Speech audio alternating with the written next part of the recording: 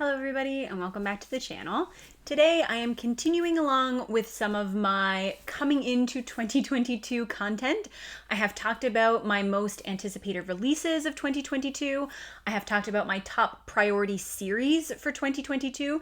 And today I just want to talk about 22 individual books that I want to read in 2022. There is a little tiny bit of crossover from some of those other lists, but these are just 22 of kind of the highest priority books that I want to read. A couple of them are from some of the series that I mentioned in a previous video. Some of them are standalones, and some of them are not fantasy books at all. I will timestamp them by genre so that if there is a specific type of book that you are more interested in hearing than another, then you can absolutely by all means do that. But I'm going to try to go through them very quickly. I'm not going to be giving plot summaries for these because I think that would make this a very, very long video. These are just going to be an indication of what I'm going to read so that you can know what to expect from the channel. If there's something that you're interested in reading, then maybe you'll want to pop into Discord and we can have a chat about it, or you can look forward to knowing that there is going to be a review or at least some discussion in a monthly wrap-up or a weekly update video or something like that in the new year. But like I said, I have put these kind of in different categories, and I'm going to get into it so that we can keep this to a manageable length. This is one of my goals for 2022. Let's keep the videos at a manageable length. We'll see how I can fare with that one. But the very first categorization is fantasy books or books that have been on my TBR forever. And the very first one is one of my shames from 2021. I am carrying over one of the books that I had on this exact same list last year, which is Guy Gavriel Kay's Tigana. Tigana, as a Canadian fantasy lover, I always feel ashamed that I have not read anything by Guy Gavriel Kay. And what's more, I think he has the kind of beautiful writing that I would really love. I fully expect to love Tigana. I was going to start it when Alan did his read-along over on his channel, and I don't know what the circumstances were, but there was just something that kept me from being able to fully invest my time in it. And so after one chapter, I kind of put it aside. I did not even call it a DNF because I hadn't even really started it. And I did really enjoy the writing style up to that point. It was just that I couldn't get to it, and I knew I didn't have the time to devote to it. So in 2022, it is going to remain a top priority. Hopefully I will read it in the first quarter of the year so that I can have it done, off the list, feeling good about it. The second book is one that I had on a previous video of my TBR of shame, which is a list of all of the books that have been sitting on my shelf for the longest time. And that is Snow Crash by Neil Stephenson. Again, an author that I haven't read anything by. I picked this one off a must-reads list, a decade ago or so, and I wanted again to read this one in 2021 and didn't get around to it. So I am hopeful, I am eternally optimistic, I am putting it on the 22 reads for 2022 list. Number 3 on this same list is Hollow Kingdom. I believe the author's name is Kyra Jean Buxton. It's a 3-part name. I will obviously put the picture up, but this is a dystopian told from the point of view of a crow, I believe. So the narrator is a crow who is kind of flying around looking at all of the mess that has been made of the world. And I've had this book for a couple of years. I have intended to read it not in my booktube TBRs, but in my bullet journal the year before last. I had included it on like every single monthly TBR that I put together and just never picked it up. I don't know why. I don't know what was holding me back, but I'm trying to hold myself accountable, and I'm going to try to get through that one this year. My mother-in-law just read it and she really, really liked it, so I'm hopeful that I will enjoy it as well. Number 4 is a book called The Bird King, and I think this one is by G. Willow Wilson. She wrote the book Aleph the Unseen, which is a science fiction novel that I really enjoyed. And this came from this was a completely impulse purchase when I was at the bookstore. I was just looking for fantasy novels that I had never heard of before, never heard anybody talk about, and the cover looked really compelling. I remembered having read a book by this author in the past and enjoying it, and I thought, okay, well, I'll pick that up and maybe it'll be a hidden gem. Maybe it'll be wonderful. Maybe I'll get to share this book with so many people. And maybe I will, but I have to read it in order for that to happen. And unfortunately, it has just been sitting on my bookshelf unread. So it is going on this list. And that is the first category taken care of. The second category is my Stephen King top priority reads. And I only included 2 on the list. I will probably read more Stephen King books than that next year, but these are just the 2 that I want to read the most. So the very first on that list is 11/22/63, the JFK book, the time travel Stephen King book. This is one that I have been wanting to read for a long time. It is one of his lengthier books. One of the common criticisms that I've heard is that it meanders a little bit, and the long meandering Stephen King books seem to be the ones that I always love the most. So I not only do I really want to read this in 2022, but I have very high expectations for it. I also think that we had tossed out the idea, myself, Baron, and Andrew, of doing a chat about it after we did our It chat, when we did a live show for that. So that would be really fun. I had a great time talking about Stephen King with the both of them. So if I can read this one, then I'll get to hang out with my friends online, which is something that I always like to do. Following that one up is the other Stephen King book on the list, and that is Revival. This one Mike put on my radar as one of the ones I should bump up the list. He had really high praise for it. He had great things to say about it. It was one of the Stephen King novels that he had not read when he took his little Stephen King break. And then when he came back in, he said that one was phenomenal. I have heard that it has a really creepy ending, so I'm trying to pump myself up for that, because if it creeped everybody else out, then I'll probably be inconsolable when I read it. But I've heard great things, and I would really, really like to get to it. I am looking forward to reading that one as well. The third category here are some recent fantasy reads that I have either picked up or started the series and need to get around to reading. So the first one on that list is Jade Legacy. This is the end of the Greenbone saga by Fonda Lee. Patrick just recently released a video of his favorite fantasy trilogies of all time. And if you want to see where the Greenbone saga falls on that list, then you should go watch his video. But it is up there. So I would really love to finish this trilogy. I did not have the overwhelming affection that a lot of people on BookTube seem to have for the Greenbone saga, but I do want to see how the series ends. I do want to see where these characters go, where the story takes them, and I'm interested in reading it because I understand that it covers a very long span of time, and I'm interested to see how Fonda Lee writes that and how she approaches that. So looking forward to that one as well. The next book is The Splinter King. So this is the second installment in, I think it's the God King Chronicles. That's what the series is called. I can't remember, but the first book was called The Black Coast. And I read The Black Coast last year, and I liked it. It was not one of my favorite fantasy reads of the year, but I did enjoy some of the perspectives more than others, and there are some storylines that I'm really invested in. I thought that the author did some really interesting cultural world building.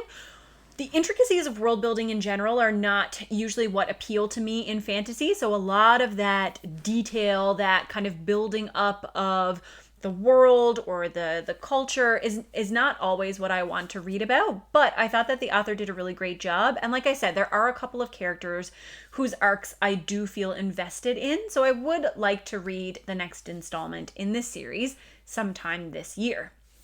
Next, we have Outlaws of Sherwood by Robin McKinley. So this is not at all a new book, but it is one that I picked up relatively recently. I really love Robin McKinley. If you have watched any of my favorites, like my favorite standalones or my favorite fantasy series, favorite classics, all those kinds of things, then you have probably heard me talk about Robin McKinley. This is one of her books that I have not had the chance to read yet, and it is a Robin Hood retelling.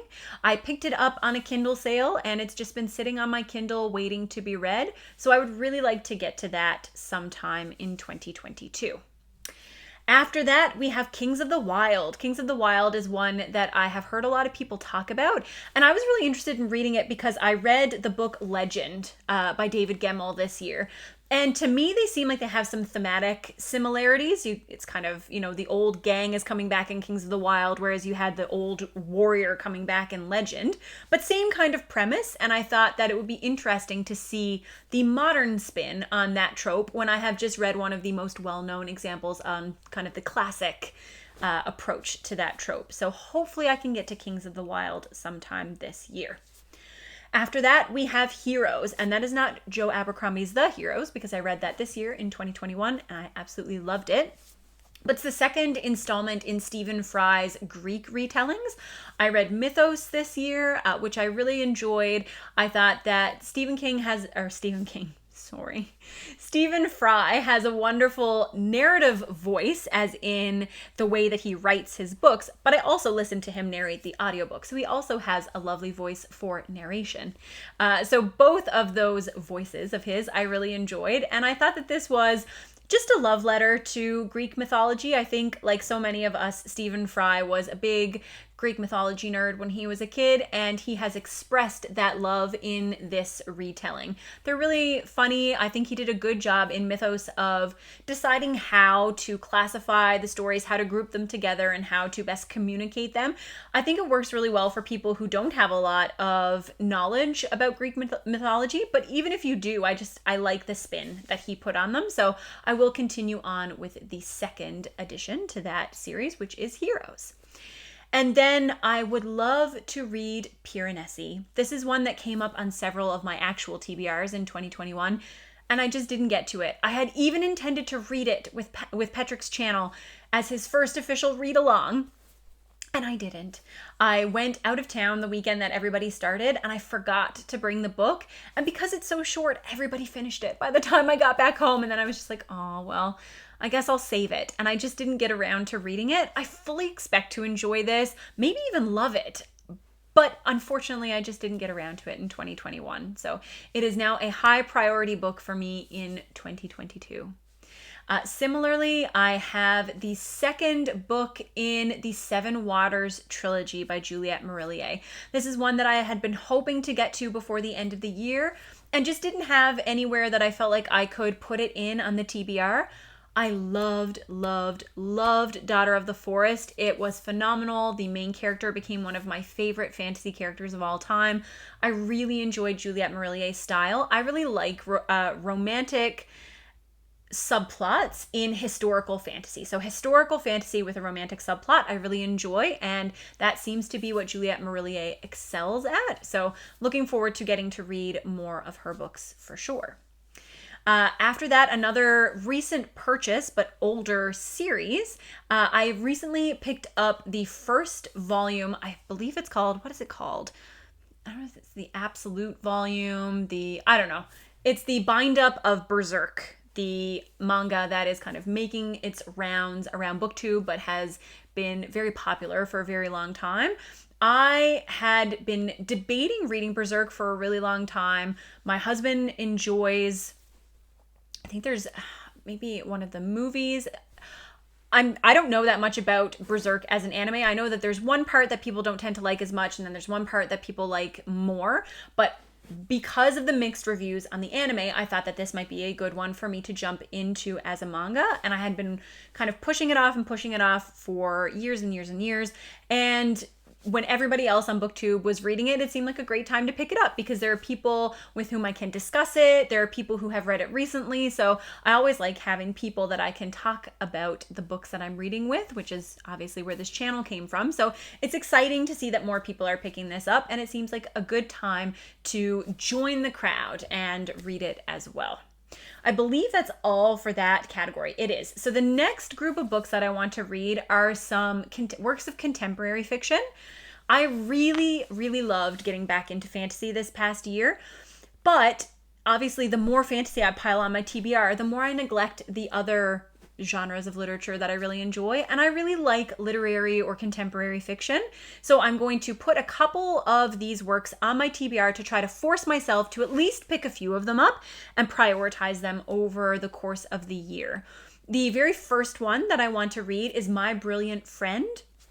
I don't remember the author's name, but I will obviously pop it up on the screen. But this is one that made the rounds, I don't know if it was 5. Time is so hard to keep track of now. Once you have kids, it all bloop, like your life just goes by in 10 seconds. But I forget like if this came out 5 years ago, 10 years ago, sometime in the not so distant past, this book was released and caused a sensation. Nobody knew who the author was, who was printing it. It was this amazing book that so many people fell in love with, and there was a very mysterious aura around it because nobody knew the actual name of the author who was writing the story.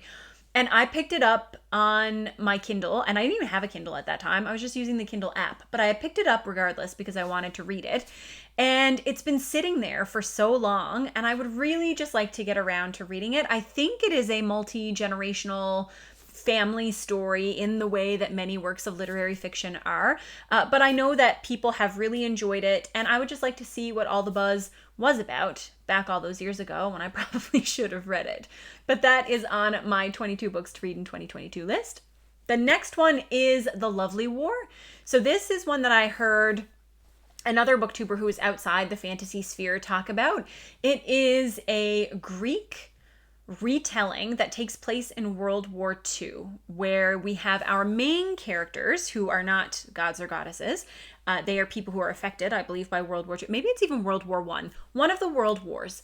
But then the people who are narrating the story are Aphrodite and Ares and Hephaestus. So we get the story of those three gods and how their lives are intertwined. And then we also get this love story that is taking place in the backdrop of a war. So ever since I heard this booktuber talk about this story, it sounded really fascinating to me, and I have wanted to read it for such a long time.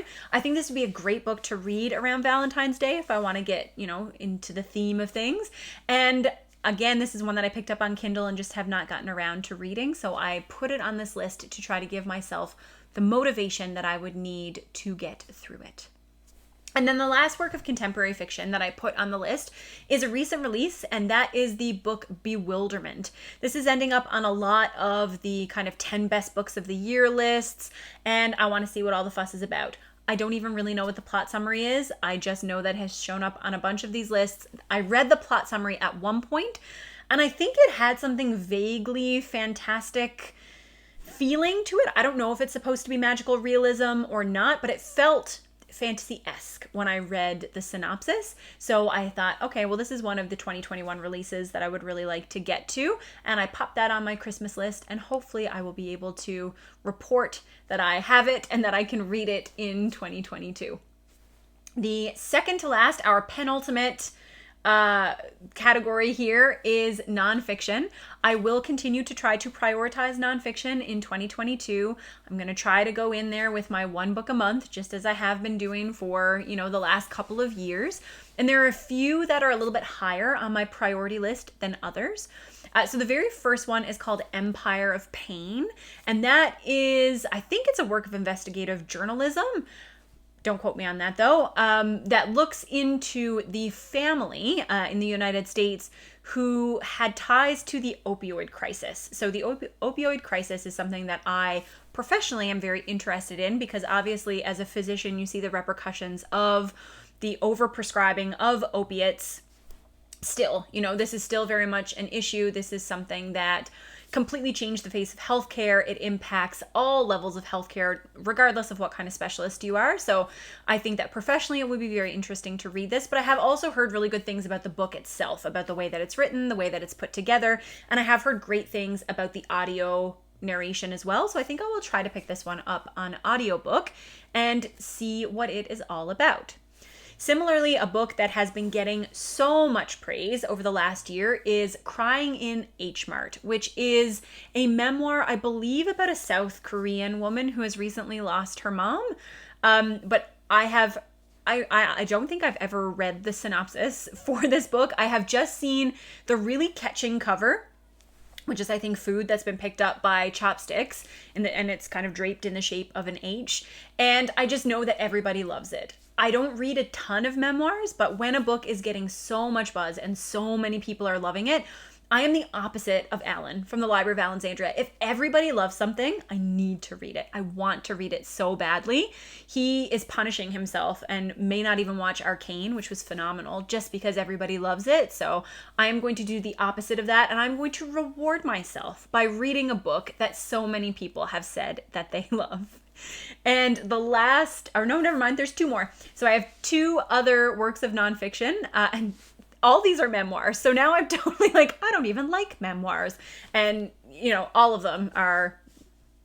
So I don't know. Can I be trusted? Who knows? But the next one is Born a Crime. This one I picked up on the Black Friday sale on Audible, I believe. This is Trevor Noah's memoir. He narrates the audiobook, and I have heard nothing but fantastic things about it. People say it is one of the very best audiobooks that they have ever listened to.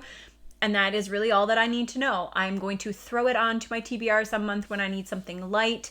Although I'm sure, given the circumstances of his life, that there are probably some really dark parts to this as well. But I trust that he will communicate even the toughest parts with his wit, his signature wit and humor. So I'm looking forward to reading that one.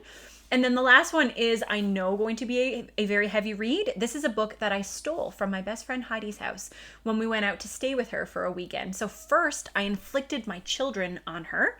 And second, I stole a book from her. So you're welcome for that wonderful weekend. But she gave me the book In Order to Live, which is a survivor's tale or retelling, recounting of how she escaped from North Korea. So it's about her life in North Korea, how she managed to leave North Korea, and then I guess a little bit about her life since she has left.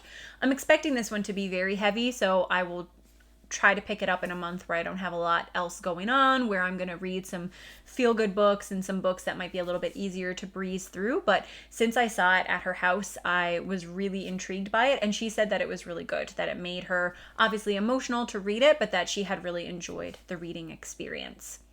And then the very last book that I'm going to include here, I didn't include any of my 2022 fantasy most anticipated because I just put out that video, but this is a non-fantasy book that I'm looking forward to coming out in 2022, and that is the book Book Lovers by Emily Henry. So Emily Henry writes contemporary romance, and I think that she is technically one of the most proficient authors that I have read who writes contemporary romance. I really enjoy her writing style. I think that her characters are very well developed, and I really enjoyed her book Beach Read, and I know a lot of other people enjoyed her book that was released this year, which was called People You Meet on Vacation, I think.